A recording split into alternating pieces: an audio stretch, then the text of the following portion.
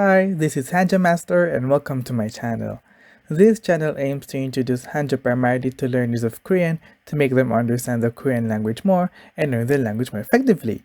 So better subscribe and hit the bell button for new videos coming soon. Sometimes we use different expressions to call one thing. Let us say this chemical compound. Scientifically, we can read this as sodium chloride, but we also know that this is salt. We also know that this symbol is the heart symbol. But when we say it like this, we know that this can be read as I love you. In Korean, there are instances that one concept can be represented by more than one word. For example, in Korean, person can be translated as 사람. For example, 한국 사람. However, we can also use in, like 미국인, a person from the US. Now, you meet this hanja. This hanja means person. In Korean, this hanja will be described as 사람인. 사람 is the Hundok, or the semantic reading of this character. Hundok gives the meaning of the character and is usually a native Korean word. On the other hand, in is the Eumdok, or the phonetic reading of this character. Eumdok tells you the pronunciation of the character, which is based on Chinese.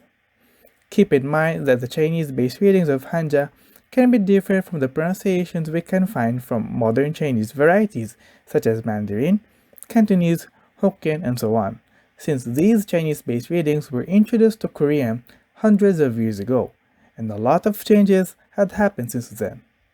Now, here's another character. This character means one, and is called as Han, Il in Korean.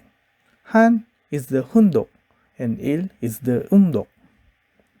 I was also able to see this very funny meme on the internet, which shows an employee asking his boss how to read the hanja for house, 집 가, which is also the same as the command go home, 집 가 in Korean. So, when do we use the Hundok and the Eumdok pronunciations of a certain character?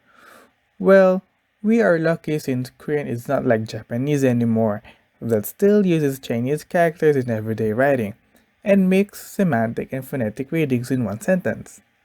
Most of the time, in Korean, if a Chinese character is used, it is used for its phonetic reading, not for its semantic reading. However, there are some characters that can have multiple readings or undergo some change depending on its position in a word, which will be discussed in the future videos of this channel. Just to wrap up, a certain hanja is identified using two kinds of reading in Korean. The first reading is Hundok, which gives the meaning of the character and is usually a native Korean word, while the second reading is Eumdok, which is the pronunciation based on Chinese. Well, if you have questions, feel free to leave them in the comment section below, and I will do my best to answer them. My next video will talk about deciphering hanja based on how they are formed and used. Hope to see you again.